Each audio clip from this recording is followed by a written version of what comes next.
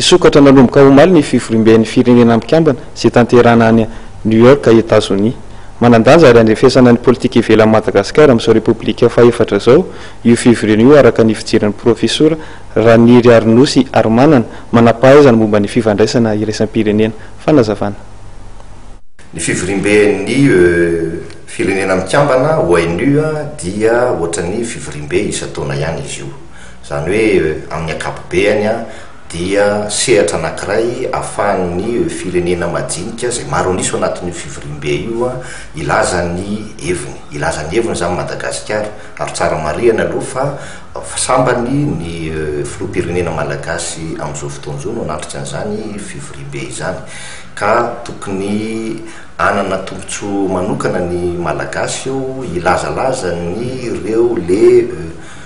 dossier mafonja mikasika ny Madagasikara io dia efa resantsika tatoato ary mahafinaritra satria ny université ny ICC syndicat mpampianatra mpikarika ny anisan'ny tarika iresantsika indray ireo nosokely manodidina Madagasikara na reo hoe îles éparses zay nomena anarana hoe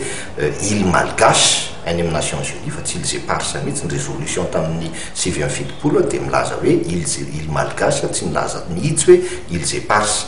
Io zany dia ao anatin'ny fandaran'ny fivorimbe, ao anatin'ny fandaran'ny fivorimbe ihany koa tsy azo adino fa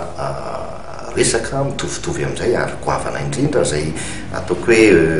mafy tanteraka ny resaka îles éparses io dia ny mikasika ny ranomasimbe indiana faritry ny fandriampahalemana Océan Indien zone de paix. Io dia résolution zay efa tamin'ny taona 1/7/7 ary nanomboka tamin'ny 2/7/7 dia Madagasikara no rapporteur ny comité spécial de l'Océan Indien ka mandrakity ny androany. Io koa dia ohatrany natoritory eo amin'ny lafiny diplomatika nefa dia anisan'ny question goavana be ao anatin'ny Nations Unies satria dia miankina amin'ny fandriampahalemana eto amin'ny ranomasimbe indiana no amahana ny olana rehetrarehetra menjady amin'ny ponina aty amin'ny ranomasimbe indiana zany hoe ny ady amin'ny fahantrana ary ady indrindraindrindra amin'ny fanjanahantany amin'ny endriny vaovao ka ho antsika malagasy zany dia tokony fotoan-dehibe anankiray io mba hamaritatsika mazava ny diplomasia